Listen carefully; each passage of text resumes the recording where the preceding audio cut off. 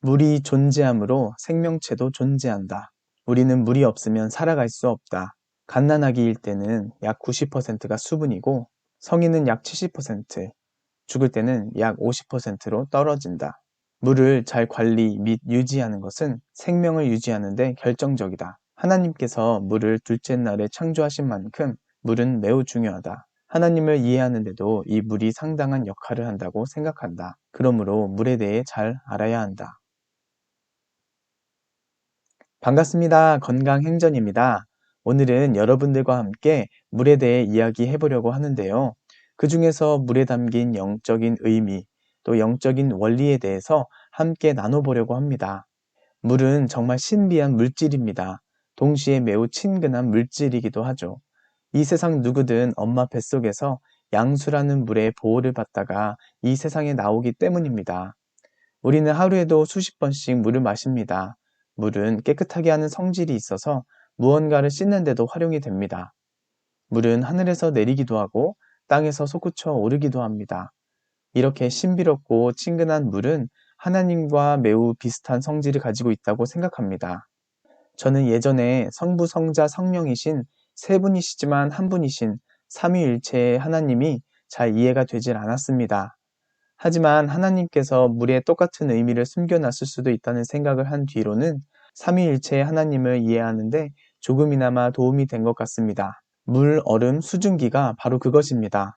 물은 얼음으로 바뀌고 수증기로도 바뀝니다. 각각의 모양은 다르지만 우리는 얼음과 수증기 모두를 물로 인식하는 것처럼 하나님도 비슷한 것이 아닐까 하는 생각을 하게 되었습니다. 물은 어떠한 형태가 없습니다. 이 그릇에 담으면 이 모양, 저 그릇에 담으면 저 모양으로 바뀝니다. 마치 우리 개개인이 가지고 있는 영혼의 그릇에 담기는 하나님처럼요. 각자가 하나님을 담아내는 영혼의 그릇이 어떠하냐에 따라 하나님을 다르게 생각하고 느끼는 것처럼 어떤 모양 자체가 없으신 하나님은 마치 물과 같다는 생각을 하게 되었습니다.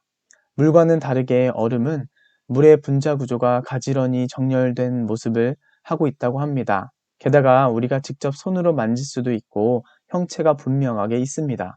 이 땅에 인간의 형상으로 오신 예수님은 분자 모양이 가지런하고 우리가 직접 만질 수도 있는 얼음과도 비슷하다는 생각을 하게 되었습니다. 그리고 보이진 않지만 매 순간 우리와 함께 하시는 성령님은 눈에 보이진 않지만 매 순간 호흡할 때 우리 코로 들어오는 수증기와도 비슷하다는 생각을 하게 되었습니다.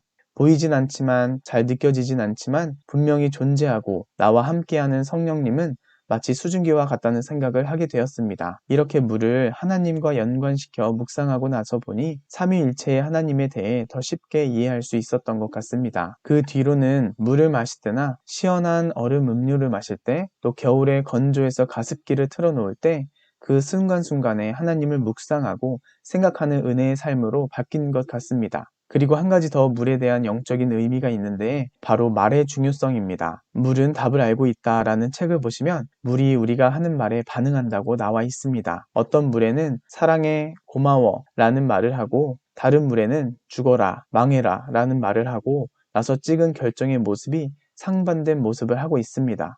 이와 비슷한 실험을 우리나라 공중파 방송에서도 한 것이 있습니다. 말의 힘이라는 주제였는데요. 물이 아닌 밥을 가지고 한 실험이었습니다. 한쪽에는 좋은 말을 해주고 다른 한쪽에는 나쁜 말을 한 다음 어떤 변화가 있는지 관찰하는 실험이었는데요. 놀랍게도 좋은 말을 들려준 밥에는 흰색 곰팡이와 함께 구수한 냄새가 났다고 하고요. 나쁜 말을 들려준 밥에서는 검은색 곰팡이와 함께 썩은 내가 났다고 합니다. 이 실험들이 말해주는 바가 무엇일까요? 이 세상은 영적이다 라는 걸 알려주는 게 아닌가 합니다. 우리가 하는 말에 물 분자가 반응하고 또 사물들이 반응합니다. 그렇기 때문에 우리가 하는 말이나 행동이 우리의 건강에 얼마나 중요한지 새삼 깨닫게 되었습니다. 왜냐하면 우리 몸은 약 70%가 물이기 때문입니다. 이는 우리가 내뱉는 말과 듣는 말에 우리가 직접적인 영향을 받는다는 소리고, 이는 더 나아가 우리가 간과하는 건강해지는 방법이기도 합니다. 영혼이 건강해지고 몸이 건강해지는 방법 중 매일 긍정의 말과 좋은 말을 나 자신은 물론 우리 자녀들과 부모님에게 하는 행위 자체가 매우 중요하다는 말이지요. 생각하는 것과 말하는 것은 큰 차이가 있다고 생각합니다. 먼저 사랑한다고 말해주고 고맙다고 이야기해주는 것이 얼마나 중요한지요. 다시 물은 답을 알고 있다라는 책 이야기로 가자면 말하는 것 말고도 또 물의 아름다운 자연 풍경을 보여주었을 때도 물의 결정이 아름답게 반응한다고 나와 있습니다. 이는 곧 우리가 주기적으로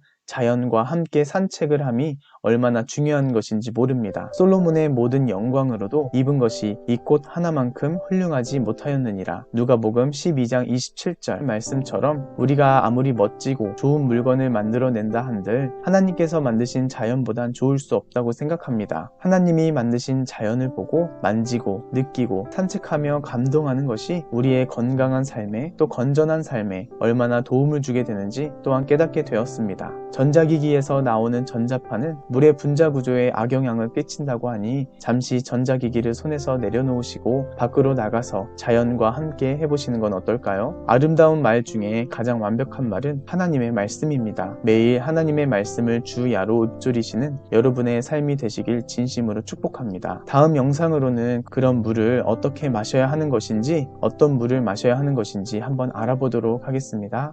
고맙습니다.